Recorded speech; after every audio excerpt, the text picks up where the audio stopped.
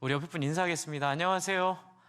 네, 맞습니다. 어떻게 지난주 말씀 잘 적용하셨습니까? 네, 오른뺨 맞으면 어떡하라고요? 네, 왼뺨 치면서 어떻게 하라고? 빨리 지나가라고. 시간 없다고. 그쵸?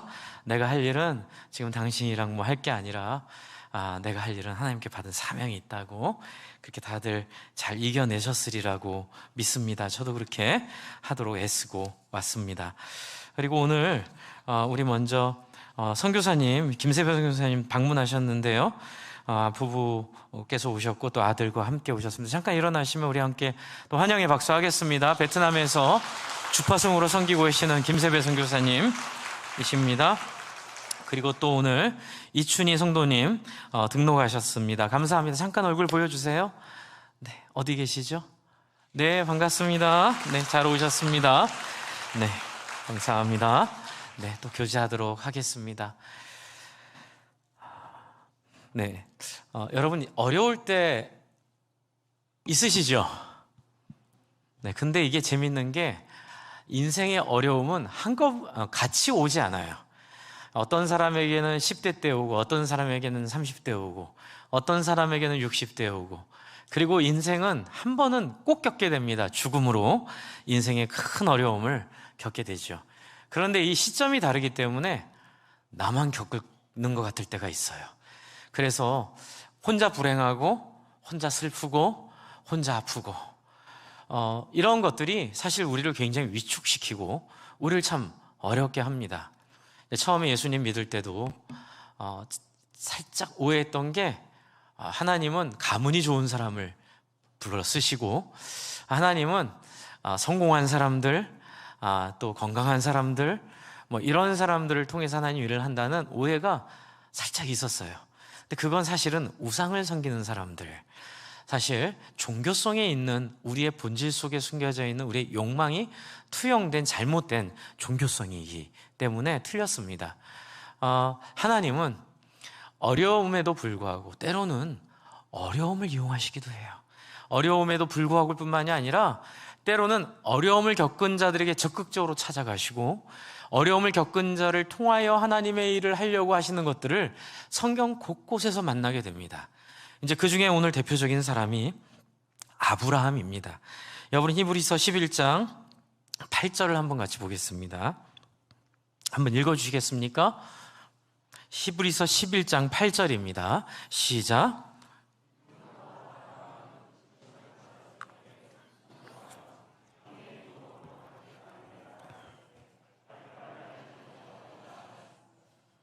네, 여기에 보면 세 부분으로 나뉩니다. 이 내용이요. 부르심을 받았고요, 순종했어요. 그런데 놀라운 사실이 뒤에 있어요. 그게 뭐냐면 장래에 뭘 받을지 모르고 갈 바를 알지 못함에도 불구하고 거기서 따라간 거예요. 그런데 이 작은, 또는 크다면 클 수 있고 작으면 작다고 할 수 있는 이 선택을, 이 결정을 하나님이 참 기뻐하시고, 제가 늘 말씀드리죠. 아브라함이 자기 아들 이삭을 제물로 바치려고 진짜 하려고 할 때에 하나님이 다급하게 아브라함아, 아브라함아, 한번 같이 해주실래요? 이제야 비로소 내가 나를 경외하는 줄을 알았다. 이렇게 얘기하신 하나님. 그러면서 뭐라 하시냐면 네가 나에게 이렇게 하였으니 나도 너에게 약속을 지켜, 이렇게 표현하세요. 그러니까 이런 과정을 겪기 위한 첫 스타트가 뭐였냐면 아브라함의 어려움, 아브라함이 겪고 있었던 곤란함, 아브라함이 경험했던 슬픔이 그 단서가 된다는 말씀을 드리고 싶은 거예요. 어떻게 그 말이 가능하냐면요, 여러분, 이 아브라함의 이야기를 처음에 한번 찾아보면요, 그게 바로 12장, 창세기 12장 1절부터 우리는 흔히 아브라함의 이야기라고 생각을 하죠. 그래서 창세기 12장 1절을 우리는 많이 듣고 배우고 외우기도 하고 그랬어요. 그 유명한 여호와께서 아브라함에게 이르시되 너는 너의 고향과 친척과 아버지의 집을 떠나 내가 내게 보여줄 땅으로 가라. 이제 예전에 제가 우리 구약학 교수님에게 들었던 강의 중에 하나가 12장 1절에 이 히브리 어법이 마치 아버지 이 데라가 죽은 것을 하나님이 기점 삼아, 자 이제 됐으니 이제 떠나라, 이런 느낌으로써 말되어지고 있다는 얘기를 들었는데, 이제 그것을 생각해 보니까 11장 후반부에 아브라함이 처한 상황들이 나오더라고요. 그래서 11장 후반부로 오늘 같이 본문으로 읽었습니다. 27절 한번 보세요. 11장 27절, 11장 27절 한번 같이 읽어주실래요? 시작.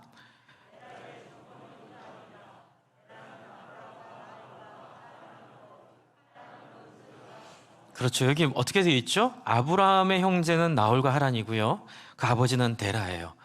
근데 데라의 족보부터 시작을 이야기를 하면서 이제 그 안에 슬픔을 하나 얘기해요. 28절입니다. 같이 한번 읽습니다. 시작.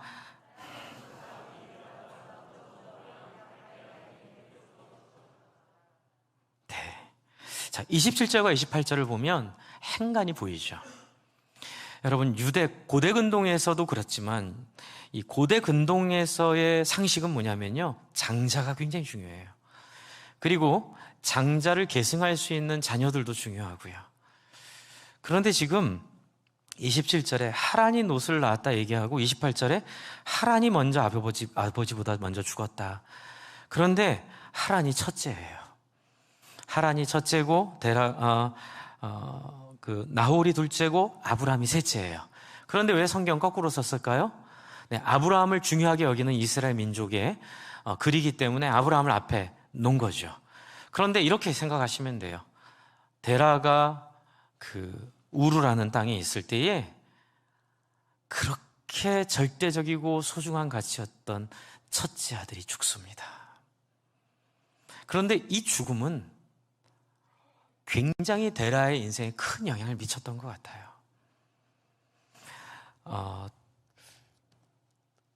고대 이제 이스라엘을 연구하는 분들이 이스라엘에 있는 어떤 책들과 또 뭐 그들 속에 내려온 전승들을 연구하다 보니까 데라는 우상의 왕, 우상의 아버지라는 별명으로 살았고, 그래서 우상을 만들었던 사람이었다라는 전승이 있고요. 근데 그 살짝 힌트가 어디냐면 이 아브람의 이름이 있어요. 화면 한번 보여주세요. 맨 마지막 슬라이드입니다. 맨 마지막 슬라이드, 아브람에 대한 이야기를 보시면, 제가 이 부분은 히브리 대학 교수들이 참여하는 성경 연구원에서 적은 글을 제가 가지고 왔습니다. 네, 제가 그냥 읽어 드릴게요. 앞에 안 보여지면. 네, 주실 수 있으시면 보여주시고요. 그냥 제가 일단 읽겠습니다. 아브람은 아부와 람의 합성어로 직역하면 아버지는 높으시다라는 뜻입니다.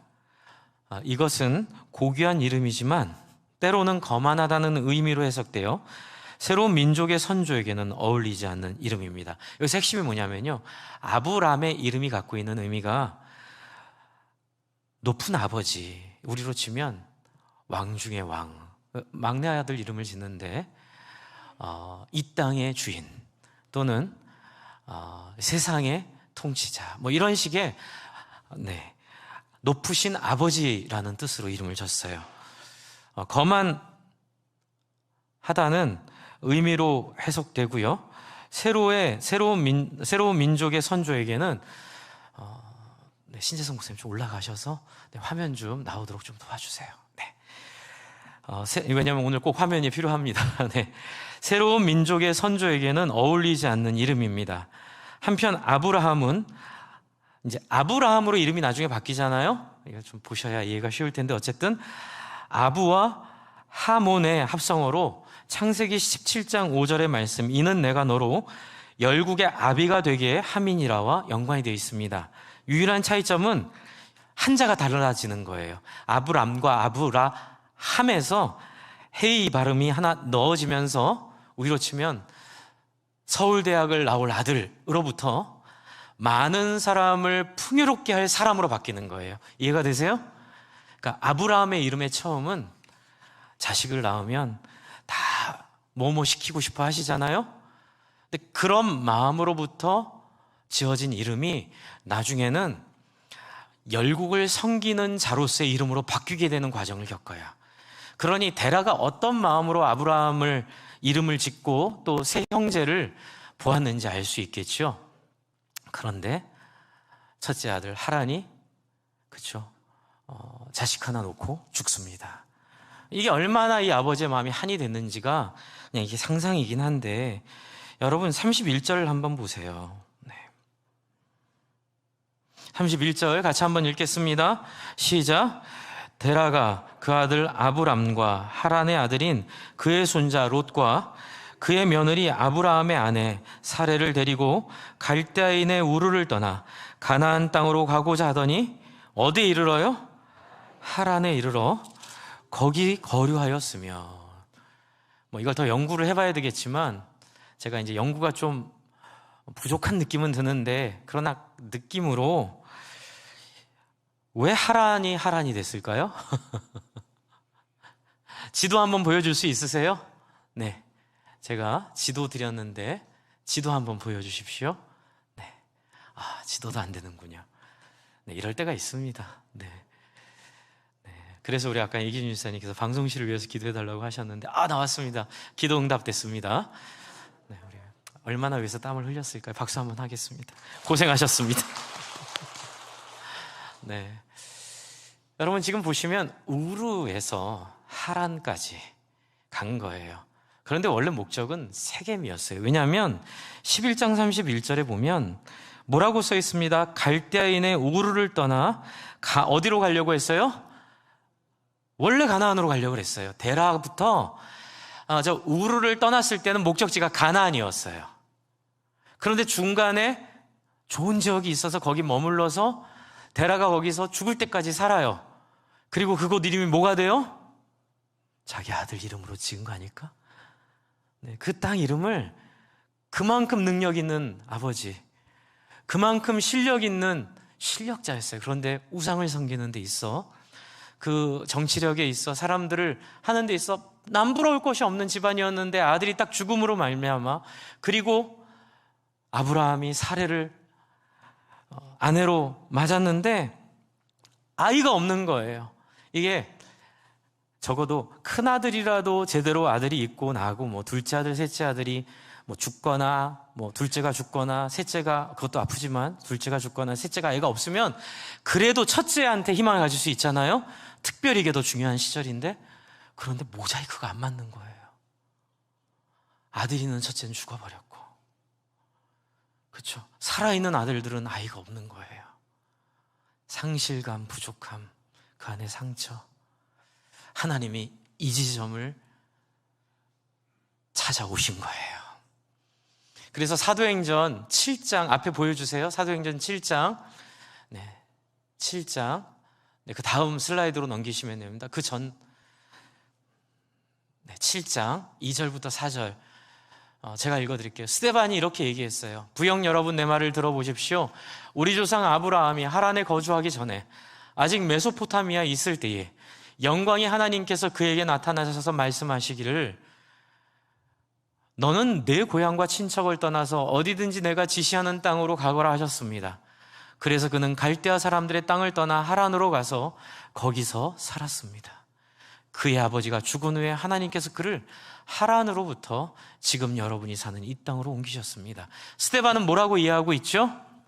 12장 1절이 처음이 아니라 11장 37절부터 있는 그 데라 때부터 하나님이 이들을 내가 내게 지시할 땅으로 부르셨다고 이해하고 있는 거예요. 그래서 유대인들, 이 이야기를 듣는 사람도 유대인들이거든요. 그래서 유대인들의 문화와 사고방식 속에선 하나님이 부르신 것은 데라와 아브라함이었고요. 그리고 데라의 이 상처와 눈물과 아픔을 어떻게 보면은 잊고 싶은 데라에게 하나님이 새로운 땅을 제시하심으로 그가 그 아픔을 씻고 떠날 수 있었던 거예요. 그러나 또 하나는 중간에, 다시 지도 한번 보여주세요. 중간에 가나안 땅으로 가다가 이게 700km입니다. 우르에서 하란까지 700km고요. 하란에서 세겜까지가 300km입니다. 지금 여기서 부산까지가 400km잖아요. 이걸 걸어간 거예요. 1000km를 걸어가야 되는데 중간에 하란이라는 지역이 사기가 좋아 보였나 봐요. 그래서 그 지역에서 이게 나중에 하란으로 지어졌는지 처음부터 하란이었는지 모르겠지만 아까 이제 추측을 그렇게 할 수 있다는 얘기죠. 하란에서 결국은 멈춰버려요. 이 얘기는 나중에 드리고요. 주 안에 사랑하는 성도 여러분, 혹시 나는 왜 이런 부모님을 만났을까? 왜 나는 하나님이 내 아이를 먼저 데리고 가셨을까? 왜 하나님이 우리 엄마 아빠는 이렇게 이혼하게 했을까? 왜 하나님이 우리 아이들은 이런 어려움을 겪게 하실까? 정말 이해할 수 없는 일들이 곳곳에서 일어나고 그게 인생이다라고 말할 정도로 흔해요. 단지 시점이 다를 뿐이에요. 그래서 나만 당하는 것 같고 나만 겪는 것 같고 심지어 잘못된 오해하는, 하나님을 오해하는 잘못된 종교성들은 성공하는 게 하나님의 축복이라고 말하고, 그렇죠? 아무 흠도 없고 티도 없는 가문이나 그런 사람들 하나님이 쓴다는 그런 인간적 생각 가운데 빠져 있을 가능성이 많아요. 그러나 성경 오늘 우리에게 말합니다. 너희가 갖고 있는 어려움 데라도 갖고 있었고, 그러나 그것이 어려움으로 끝나는 것이 아니라 하나님이 찾아오시는 빌미가 되고 하나님이 찾아오시는 계기가 되고 하나님이 쓰시는 귀한 도구가 되니 슬퍼하거나 낙심하지 말고 하나님을 구하라. 여러분, 우리가 성경을 읽고 설교하는 이유는 이런 거예요. 하나님의 아브라함을 통해 보여주신 당신의 사역의 모습들을 통해 우리에게도 그렇게 일하시고 역사하심을 알게 하시려고 하는 거예요. 그래서 슬라이드 제가 늘 여러분께 말씀드렸던 그 신앙이란 이 부분을 한번 보여주시면 좋겠습니다. 첫 번째 슬라이드입니다. 신앙은 같이 한번 읽어볼까요? 시작. 신앙은 하나님의 성격, 가로 열고 뭐예요? 스타일을 알고 하나님의 방식을 배워가면서 그분에게 익숙해지고 그분과 친밀해지는 삶입니다. 네, 여러분, 하나님의 스타일을 지금 배우세요. 하나님의 방식을 지금 느끼세요. 하나님 그것을 통해서 해석이 바뀌는 거예요. 나에게 이렇게 어려운 환경, 나에게 이렇게 어려운 직장, 나에게 이렇게 어려운 여건, 나에게 지금 이렇게 어려운 질병이 찾아온 것은 하나님의 스타일 속에서 나에게 다가오시려는 하나님의 기회다. 이게 바뀌는 거예요. 난 끝났나? 나는 더 이상 소망이 없나? 열등감 속에 사는 게 아니라 하나님이 지금 나와 대화하자고 하시는구나. 그래서 그 방식을 따라 응답하면 돼요. 그래서 그분에게 익숙해지고 그분과 친밀해지는 삶을 살면 되는 거예요. 제가 지금 이 말씀을 준비하다가 하나 소개시켜 드리고 싶은 그림책이 하나 있었어요. 아나톨의 작은 냄비라는 프랑스 작가가 지은 책인데요.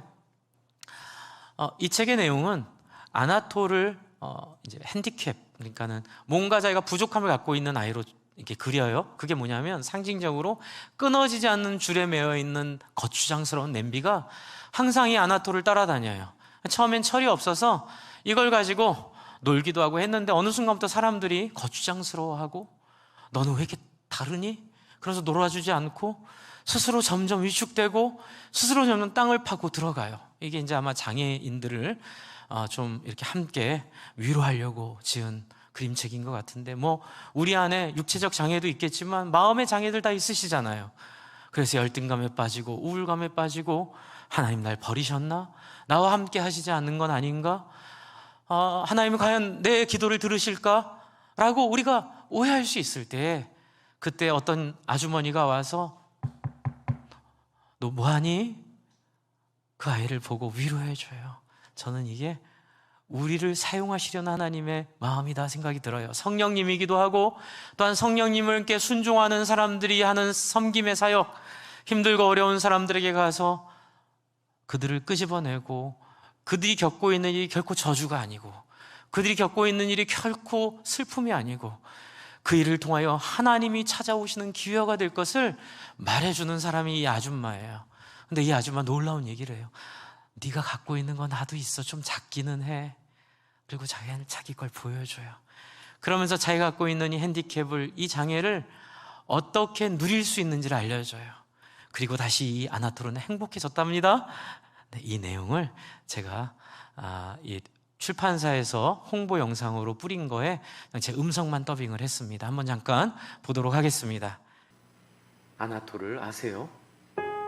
아나톨은 작은 냄비를 딸그락딸그락 끌고 다녀요. 아나톨은 사랑이 많이 필요한 아이예요. 안아줘요. 또 잘하는 게 아주 많은 아이죠.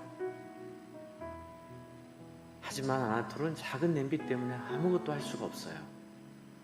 사람들이 냄비가 이상하대요. 냄비는 떨어지지 않아요.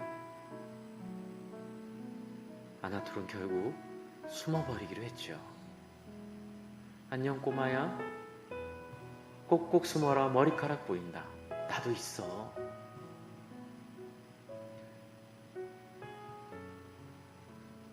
세상에는 온갖 종류의 냄비가 있습니다. 큰 냄비, 작은 냄비, 거추장스러운 냄비.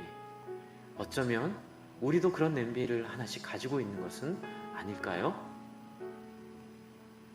아나톨의 작은 냄비.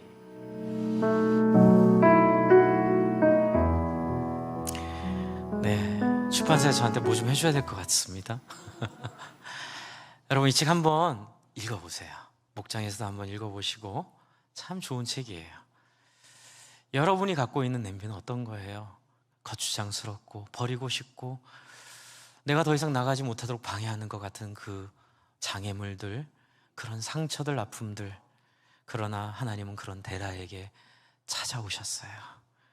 그리고 데라의 그 아들을 잃은 슬픔을 하나님이 있도록 그 우르에서 떠나게 하시고, 그런데 이제 여기서 두 번째 장면이 펼쳐져요. 그런데 우르에서 그 아버지 데라가 머물러 버리는 거예요. 나중에 보면 아브라함은 가나안까지 갈 마음이 있었고, 또 결국은 아버지가 죽자 가나안으로 가요. 하지만 가야 되는 사람이 가지 않고 머물러 있을 때에 하나님이 억지로 엉덩이 뻥 차서 보내지 않으세요. 저는 이 하나님이 좋아요. 저는 이 하나님을 사랑해요. 그래서 이 하나님 찬양하고 싶어요. 너무 놀랍고 대단한 분이세요. 좋은 게 있지만 아무리 좋은 것이라 하더라도 네가 원하지 않을 때 억지로 내가 시켜주지 않을 거야. 존중해 주시고 그 대신 통곡하고 계시죠. 우리가 누군가를 구원받기 원해서 기도하지만 그 기도의 대상이 끝까지 자기의 욕망을 가지고 구원의 길로 나아가지 않으면 하나님은 통곡하고 아파하시고 슬퍼하시고 눈물을 흘리시는, 제가 그래서 늘 말씀드리죠. 저와 여러분 믿는 하나님은 예배 빠지면 안 돼 라고 말하는 하나님 아니세요. 하지만 예배 안 빠지기를 원하세요. 그러나 그런 식으로 나오기를 원하진 않으세요. 하나님을 바라는 마음으로, 하나님을 기대하는 마음으로 하나님 기다려주시고, 결국은 데라는 그 하란에서 아들의 이름과 함께 그 한 맺힌 인생을 마무리하게 됩니다. 사실 데라는 우상을 만드는 사람이었다고 이스라엘 전승에 되어 있고요. 우상 숭배를 하던 곳이 우르였고, 그래서 그 우르에서 자기 아들도 그 우상을 만드는 사람으로 만들 꿈, 우리로 치면 이 땅에서 가장 돈 많이 버는 사람, 이 땅에서 가장 영향력 있는 사람을 만들 꿈으로 아브람이라고 이름을 진 거예요. 근데 이제 옮겨와서 결국은 가나안까지 가지 못하고, 그게 한계였죠. 죽습니다.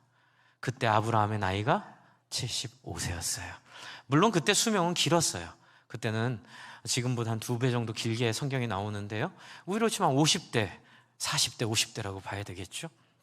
그래도 무엇인가를 새로 시작하긴 늦었어요.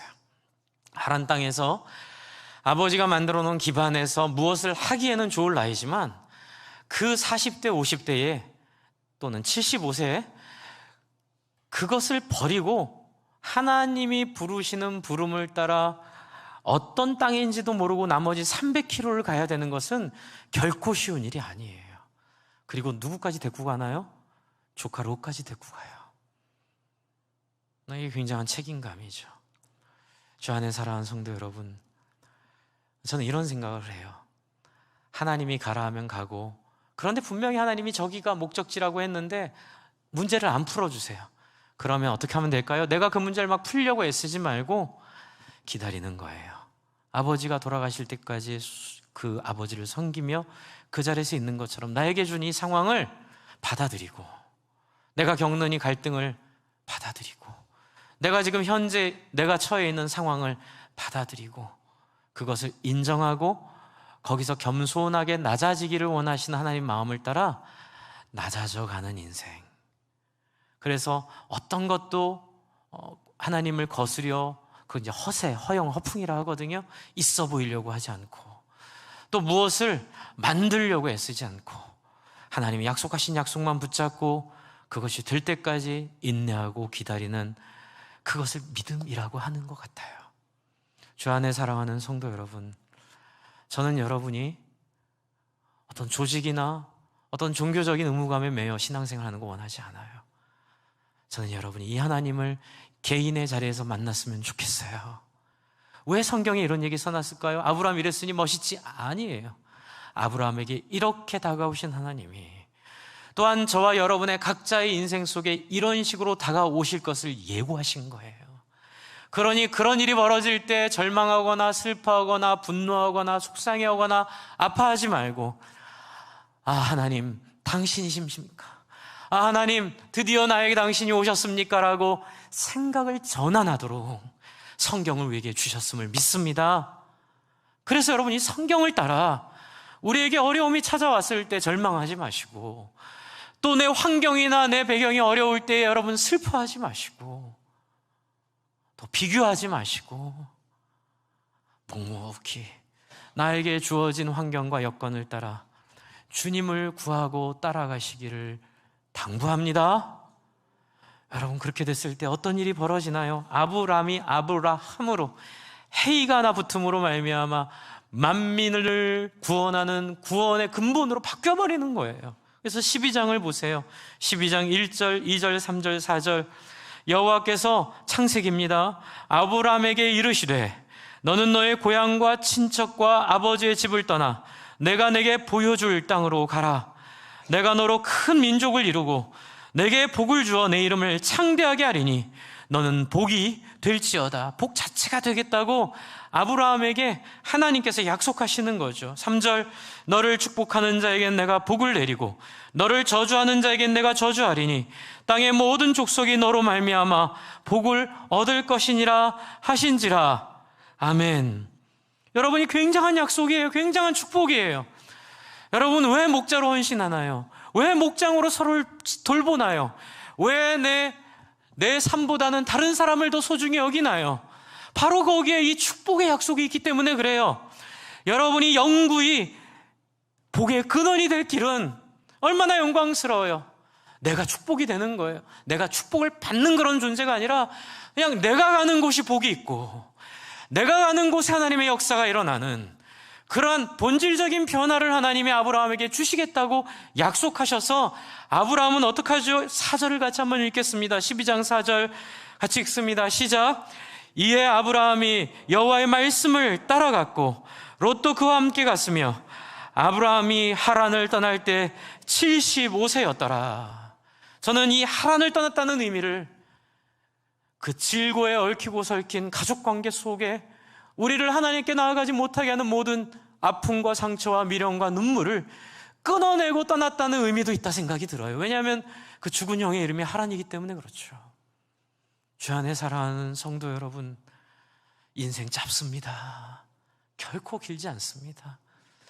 짧은 인생 허무한 관계 속에 허우적거리지 말고 가치 없는 목적 속에 방향 잃지 말고 우리를 창조하시고 우리를 만드신 하나님께서 우리를 가장 잘 알고 계신 하나님께 주신 이 매뉴얼대로 한 걸음 한 걸음 차곡차곡 뜻있고 가치 있고 의미 있는 삶의 자리로 걸어가 보지 않으시겠습니까? 그것이 나보다는 남을 낫게 여기고 왼뺨 오른뺨을 치면 왼뺨을 내어주고 다투지 않고 성내지 않고 겸손히 다른 사람의 종이 되어주는 섬김의 리더십, 희생의 리더십, 나눔의 리더십, 이런 모습들을 통하여 따라가는 것이 우리에게는 가나안 일줄로 믿습니다. 이 땅에서 배웠던 경쟁과 이 땅에서 말하고 있는 부자 되는 법과 이 땅에서 약속하고 아름답게 보이는 은퇴 뒤의 황금빛 전망은 다 사탄이 우리를 갖고 노는 장난일 뿐이에요. 여러분, 많은 사람들이 그걸 꿈꾸지만 누리지 못합니다. 왜요? 돈은 있을지 모르지만 돈 빼면 아무것도 아닌 존재가 되기 때문에 그렇습니다. 철학도 없고 가치도 없고 깊이도 없고 하나님의 형상을 충분히 누리지도 못한, 너무나 불쌍하지 않나요? 너무나 긍휼히 여겨지지 않나요? 우리 주변의 상사들, 우리 주변에 나와 일하는 우리 부하 직원들, 나의 동료들, 내 이웃집 엄마, 우리 아이 다니는 학교의 그 학부모들, 만나면 맨날 돈 얘기만 하고, 만나면 맨날 자기 자랑만 하는 이 세상적인 이 모습이 바로 우루이고 하란이에요. 주 안에 살아가는 성도 여러분, 우리는 보이진 않습니다. 누군가가 목사님 그렇게 한 목사님이 내 은퇴 책임지실 거예요? 할 말이 없어요. 제가 어떻게 책임지니? 책임 못 집니다, 저는.